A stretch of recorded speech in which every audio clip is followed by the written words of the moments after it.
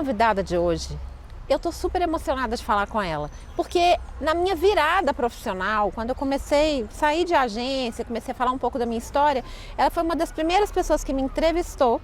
A gente falou do meu livro para Francisco, foi uma entrevista linda. Depois eu estive outras vezes com ela. E ela é uma mulher que está cada vez mais bonita. E hoje a gente se encontra num assunto. Gente, não quero falar mais nada. É a Roberta Zampetti, essa mulher maravilhosa. Olha que incrível. E a gente Tu crê, né? Ah, crê. Pode crer, porque é tudo verdade. Eu não falo mentira.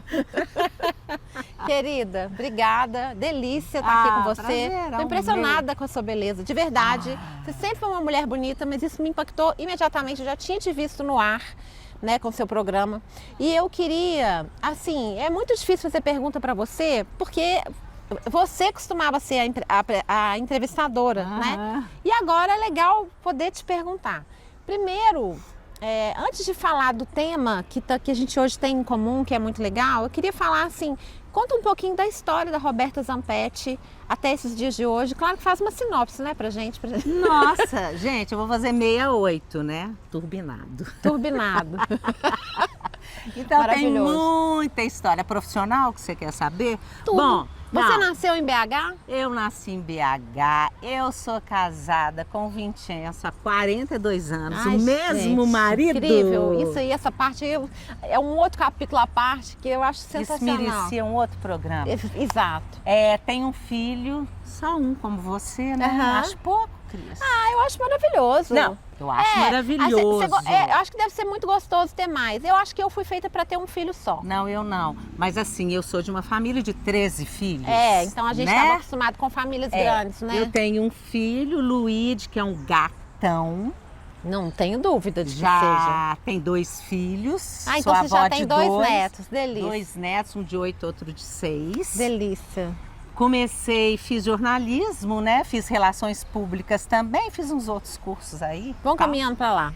E engraçado, né? Eu nunca pensei em trabalhar em televisão, nada disso. Nunca quis ser apresentadora. Eu acho que as coisas aconteceram. E as coisas acontecem, né? Acontecem na minha vida. Com 17 anos de idade, eu fui apresentadora na TV Globo, Jornal Hoje. Olha, com 17? 17 anos que tinha aqui, Belo Horizonte, não tinha nem nascido. Ah, não, você era bebê. Eu tinha nascido, Você devia ter eu era bebê. Se você tinha 17 anos, foi 51 anos atrás, né? Então eu tinha 2 anos, tinha quase 2 anos, vou fazer 53. Isso aí. Aí depois parei, fui trabalhar com outras coisas e tal. Depois, quando a Rede Minas surgiu, eles me chamaram, eu fui, fiz um teste, passei, fui a primeira apresentadora da TV. Passei muitas vezes pela TV Globo também, fui apresentadora do Bom Dia Minas. Enfim, um monte de coisa. Você sempre gostou de conversar também, né? Eu acho que você é uma pessoa que sempre se interessou. Essa é a impressão que eu tenho. Eu mais do que conversar, falar, eu gosto de ouvir. Você tem uma curiosidade, né? Tem. Quando eu era criança, eu lembro que eu tenho maior Agora não tem mais esse trauma, não, porque eu falo assim, que você chegar à velhice trazendo muitas coisas não resolvidas não é legal. Nada. Aquela história que todo velho tem uma criança machucada, pra mim... Eu acho que o velho pode ter a criança. Se Deus quiser que ela esteja curada, né? Não, curada. Não, mas tem a criança, claro que tem. Eu tenho meu lado infantil, juvenil, tudo.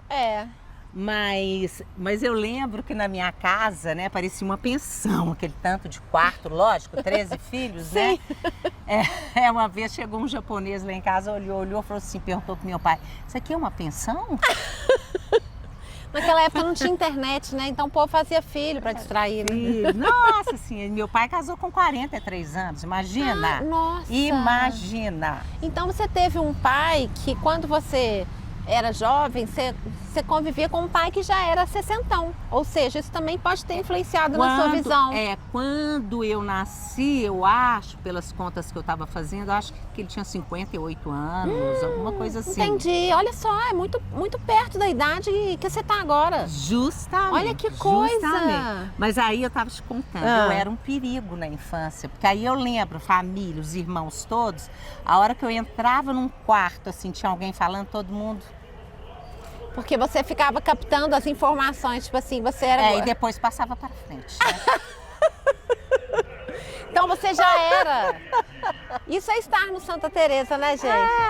Adoro esses carros com microfone, alto-falante. É uma coisa ao mesmo tempo antiga, meio, como é que chama isso? Gente, não é vintage, é meio kit, não é? Eu acho meio kit. Eu acho que é antigo. É, antigo e kit.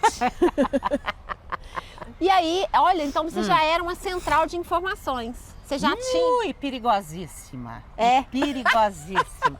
Só tô consertando isso agora na velhice.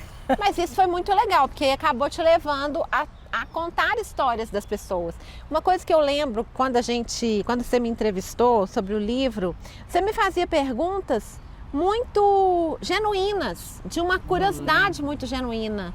Mas você falava assim, mas como que você conseguiu, né? Eu falando da morte, mas como que você conseguiu? Ou seja... É porque é muito complicado. Sim, mas eu acho que é mais legal é que ali não era a entrevistadora só, era a pessoa. Então o papo sempre me marcou muito. Eu era assim mesmo, e tanto que o programa fazia um sucesso, uma audiência. Demais. Bombava. Vamos sentar naquele banco. Mas é por isso, é a questão que eu acho, a espontaneidade, você não querer ficar fazendo um tipo, criar um estilo, essa coisa muito a tal armada. da persona, né? Que as pessoas falam, não, eu sempre fui daquele jeito mesmo, falando muito, falando bobagem também, porque falei muita bobagem. Mas a gente vai aprendendo também, né? Claro, eu não nasci sabendo. Exato. E nem vai morrer sabendo, exatamente. Não vou. Vamos lá. Vamos sentar aqui pra gente falar mais, porque é muita conversa.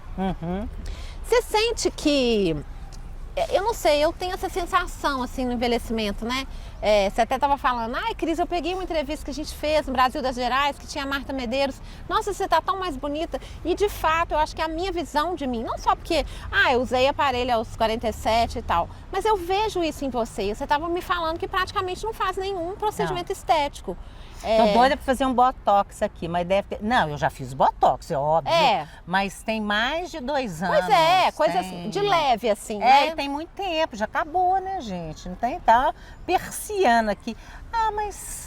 Nem é botox, às vezes é preenchimento também. O preenchimento e o botox, eles são complementares. Eu nunca fiz preenchimento. O preenchimento foi uma coisa que eu fiz em 2019 e eu amei fazer. Eu nunca fiz. Eu amei, foi muito legal. É porque eu tenho medo, porque eu já vi tanta mulher... Depende da mão da pessoa. O bom procedimento estético é aquele que a pessoa não nota. Que fica discreto. A pessoa é uma coisa meio sutil, assim. Você tá com uma imagem descansada, entende? Um pouco isso. Entendo, sim. Mas então, o fato é, com botox ou sem botox, você tá super bonita. Obrigada. De cabelo branco, você ficou mais linda ainda. Você sente isso? Isso tem a ver com a sua atividade, com essas... Porque eu acho que você tem se transformado eu muito. sinto que o cabelo branco me afasta de algumas coisas que eu fazia, eu deixo de ser convidada. Entendi. Vou ser sincera. Também acho que aconteceu isso comigo também. Eu deixei o meu cabelo branco, os meus cabelos brancos na pandemia. É uma questão de praticidade. Eu já estava cansada de pintar cabelo. É muito O meu cansativo. cabelo é um cabelo grosso. O meu também. Não, grosso e sem brilho. Aí hoje eu não sei como é que tá, gente. Eu acho que tá lindo. Porque eu acordei tarde e vim correndo. Eu acho que tá lindo. Pois é, mas assim, esses dias lá, eu sempre vou na Rádio Tatiaia, eu participo do programa do Eduardo Costa, aí ele tá assim pra mim, Roberta, seu cabelo tá brilhando. Eu falei, gente, é a primeira vez que eu escutei isso na minha vida. Eu até tô separando alguns vídeos antigos, que eu vou fazer um videozinho, a minha saga com os meus cabelos. Muito legal. Quando começou primeiro eu comecei na TV com meu cabelo natural, um anelado, que não é um anelado cacheado, não é aquela coisa bonita, mas era legal. Sabe? Era legal. Eu fazia um programa de entrevista, lindo. Uhum. Eu gostava. Depois comecei a fazer o Brasil das Gerais e o pessoal assim, não, Roberto, faz escova, fica muito mais chique. Lá fui eu. Não, faz a tal... Na época era escova japonesa. Progressiva. Era japonesa na época. Fiz, minha filha, espichei. Aí ia fazer escova, o cabelo espichado, grosso, ele virava um capacete. Exato, e aí o cabelo vai estragando, né? E cada dia um capacete diferente. E o pessoal ligava lá pra televisão pra comentar. E um dia uma mulher ligou e falou, nossa, fala com a Roberta que o cabelo dela tá lindo, tá igual do Chico Xavier. Eu adorei, não caiu a ficha, menina. Eu falei, gente, Chico Xavier é peruca. Maravilhoso. Então, assim, eu sofri demais. Então, hoje, vale a pena. Então, eu acho que você falou o ponto. O que eu sinto é que a gente vai ficando, por mais que a gente use recursos, igual eu tô com cabelo louro, né? Porque a base tá branca. Isso aqui, isso variar. A gente tá mais natural, porque a gente tá mais confortável no nosso corpo, na vida. Eu acho que a gente tem menos pressa, a gente tem um olhar para a vida muito mais sereno. Acho que a palavra é serenar. Serenar, porque pressa eu tenho, viu? Mas sabe por que eu tenho pressa, gente? Porque a gente pensa no tempo que nos resta, eu né? Eu tenho muito mais passado que futuro. Sim. Ok? Sim, bom, eu também. Isso não quer dizer nada, porque qualquer tá vivo pode morrer. Não é garantia de nada. Mas eu torço para que morramos velhos, né? Então, quando eu olho para frente, eu falo assim, meu Deus, quantos anos que eu vou viver? Então, assim, a velhice é muito legal. Te falo, você ainda não tá nela. Mas, assim, eu falo por experiência própria. Hoje, para mim, tudo está mais claro. É como se eu estivesse assim, no alto de uma montanha, olhando embaixo, enxergando tudo. É muito legal. Eu sinto isso mesmo sem estar nesse ponto que você fala que chegou. Que eu acho que, na verdade, tem um problema com a palavra velhice. Eu acho que a nossa vida é gerúndio o tempo todo. A gente tem momentos que a ficha cai. Que, assim, nos meus 50 foi uma ficha que caiu. Nossa, talvez eu já tenha vivido, a pessoa otimista, metade da minha vida, né? Mas assim, eu entendo isso que você está falando, de ver de cima. Mas assim, Cris, você fala assim, os meus 50. Na minha época de 50, a gente não pensava, não se falava nessa questão do envelhecimento e da velhice. Não se falava. Quando eu comecei, tanto que meu programa no YouTube chama Sou 60. Sim. Não tinha nada de 60, hoje é tudo 60 mais, 60 menos, mais 60. Não tinha, como diz um amigo meu de São Paulo, falou assim, Roberta, para você foi muito difícil, eu contando para ele, porque eu comecei na Rede Minas com esse programa, fiquei lá 2 anos, porque as pessoas não valorizaram. Você desbravou um território, Ele falou assim, Roberta, você chegou antes, minha filha. Então, assim, por quê? Eu não pensava no meu envelhecimento, questão de aposentadoria, de coisa, de você pensar em fazer uma poupança para velhice. Eu nunca pensei nisso. Para mim, a velhice era uma coisa assim, quem sabe um dia daqui a...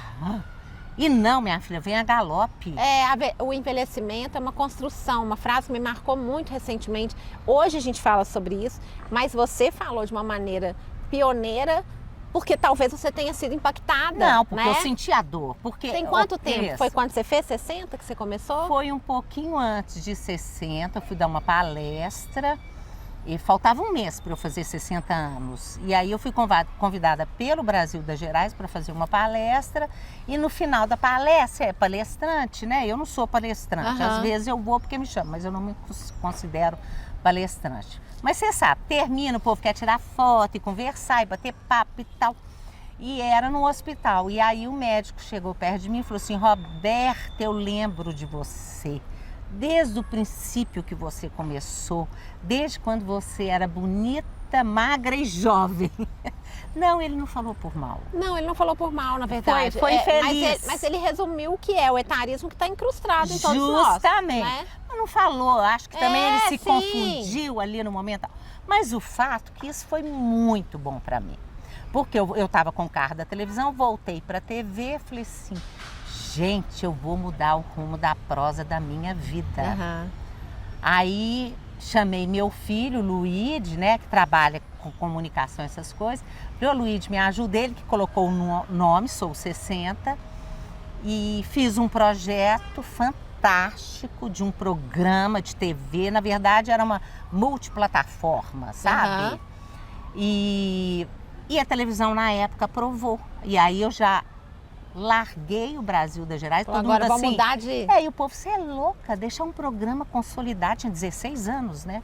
Eu falei, não, tem hora que você tem que passar o bastão e muda o seu rumo legado da prosa. Está sendo feito, ele continua sendo como um legado. Aí comecei a fazer, agora eu não sei porque que eu comecei a te contar isso, minha Porque filha. Eu falo, foi tá o ponto em que você talvez sentiu que tem havido uma caída, caiu a ficha. Tudo, porque tem muita gente, assim, eu sinto assim, muitas pessoas mais jovens falando de velhice, aí eu olho e fico pensando,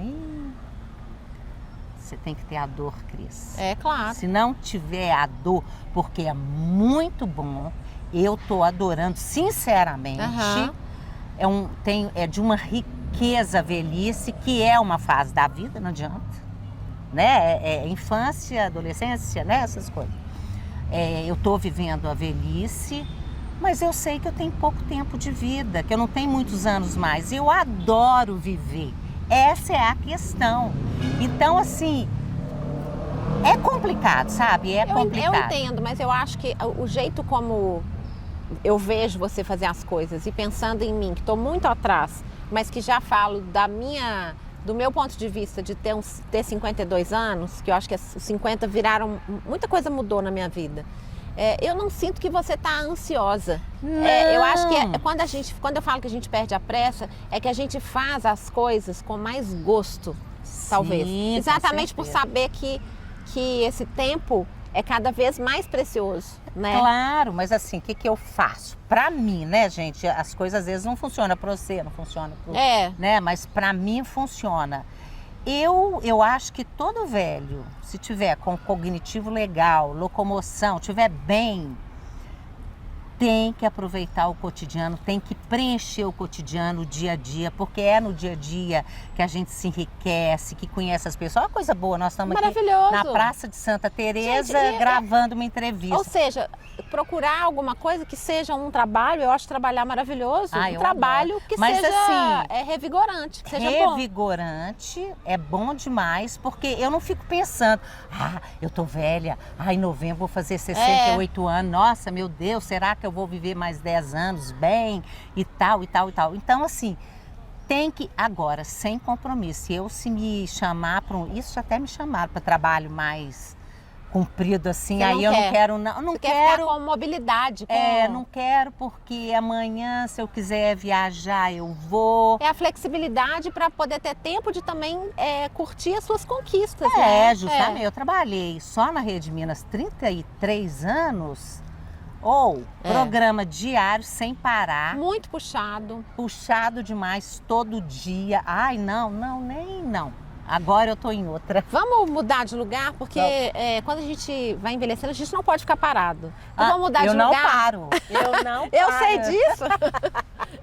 Eu quero que você me conte. A gente pode ir, andando aqui? Eu quero que você me conte uma coisa que eu achei muito legal, que você mesma edita seus programas. Você já tinha uma cultura da TV, né? Uma bagagem enorme. Então eu tô aqui conversando com uma pessoa que tem muito para me ensinar. Mas isso é muito legal. Eu acho que para o processo de estar vivendo o envelhecimento e você editando, você chega na casa da pessoa para entrevistar a pessoa, você leva o equipamento. Tudo. Isso é incrível. Mas isso é o seguinte, eu aprendi tudo em TV. Edição não. Eu não entrava numa ilha de edição, porque eu achava aquilo chato, demorado. Eu lembro, os programas Sol 60 que a gente fazia na TV Minas demoravam 1, 2 semanas para editar. Aí vai e volta e corta e muda. Pegar um trecho aqui, colocar aqui, aquela coisa. Edição muito complicado, né? Então eu não gostava, achava que não era uma coisa para mim. Veio a pandemia, claro que foi ruim para mim como foi para todo mundo, mas para mim, por outro lado, foi riquíssimo. Porque durante uma época pequena eu fiquei sem gravar nada, porque eu tinha na minha equipe uma cinegrafista, uma jovem Bárbara e um operador de áudio bárbaro jovem também. Só que eles não estavam muito preocupados com a Covid e eu já tinha aquela consciência. Falei, gente, eu vou à casa das pessoas idosas. Se eu passo Covid para alguém, tanto que todas eu fazia meu exame antes. Aí uma responsabilidade muito parei, grande. Aí meu filho, mãe, você parou de gravar por causa de quê? E meu canal só crescendo. Olha que legal. Eu falei, Luiz, você tem razão. Aí ele até falou, não, eu coloco um editor para você, contratou cinegrafista para mim, mas eu também não achei aquilo justo. Aí eu comecei a pensar, falei, gente, eu acho que a gente que é um pouco ativista da causa da velhice, para mostrar que a velhice é uma época boa, que a gente tem que aproveitar, que é a última, que a gente não pode desperdiçar e tudo mais, né? Eu falei assim, gente, eu tenho uma bagagem enorme, eu acho que eu posso fazer as coisas. Exato, e aprender é maravilhoso, né? E eu já tinha todos os equipamentos, câmeras e tudo e tal. Aí chamei um cinegrafista amigo meu, ele me ensinou, aprendi. Comecei a gravar. Às vezes eu gravava com 3 câmeras, minha filha. Hoje, normalmente, mais 2. 2 câmeras sempre, sempre. Você, 2 câmeras e nenhum cinegrafista. Nenhum cinegrafista. Eu sou a cinegrafista, entrevistadora. A diretora, É. a editora. Aí eu mandava para um editor que a agência do meu filho arranjou para mim. Eu falei, também não tá certo. Por quê? É muito chato, eu tinha que fazer o roteiro todo antes. Eu sei como é. Dava uma mão de obra. Eu faço meu podcast assim, eu queria aprender a fazer eu mesma editar o podcast. Por quê? Você já sabe. É. Aí o que acontece? Eu falei assim, eu vou aprender a editar. Comprei os computadores, fiz um curso online. Qualquer dúvida que eu tenho, eu vou naqueles tutoriais do YouTube, que são fantásticos. Minha filha, edito tudo no Premiere sozinha. Em quanto tempo você aprendeu a editar? Você tem noção? Não demorou muito porque é uma construção. Então, por exemplo, assim, eu você já tem que começar a fazer para errar e aprender. Já né? chorei muito, chorava. Meu marido, Roberta, isso é motivo para chorar. Eu falei, mais de um dia lá editando, perdia tudo, minha filha. Ai, nossa. Hoje eu não perco mais nada. Hoje eu sei fazer, hoje eu já sei fazer as coisas, estou editando cada vez melhor, estou editando mais rápido. Ai, gente, que incrível! E aí eu faço tudo, mas é como eu estava te falando, tem muita gente que não valoriza. Muita gente, esses dias eu cheguei numa gravação, o rapaz, um mais novo, porque os velhos valorizam, né? Virou pra mim e falou assim, uai, é só você nessa equipe? Eu falei, sou eu, equipe. Isso é incrível. Aí ele falou, nossa, achei que tinha maquiadora, que tinha tudo, aquele glamour que as pessoas gostam. Eu acho glamuroso você falar que é só você. Eu acho isso um grande glamour. Mas aí, eu também acho. Não é? Eu me valorizo, me dá vontade de gravar, mas é porque eu, assim, engraçado, não parece, mas eu sou muito tímida e às vezes meio insegura. Não quero ficar mostrando, eu sei.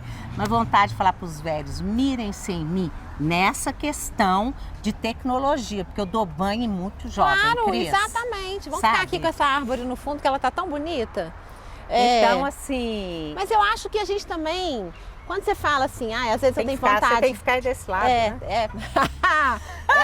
Ela atentou para o fato de que a minha audição direita é ruim. Não, gente, é porque ela avisou antes. Aqui, você tem que ficar desse lado, porque desse aqui eu não escuto direito. Tá beleza. Gente, olha o nível. Não, e aqui, coincidiu. Meu lado melhor é esse. O meu também é esse. Fomos feitos para conversar. Eu sou 2 pessoas diferentes. Praticamente 2 pessoas. É muito engraçado. Mas aqui, eu queria te perguntar uma coisa que eu acho que tem tudo a ver com isso que você estava falando. Eu só posso te perguntar no próximo bloco, porque acabou. Então agora vamos continuar aqui pro próximo bloco.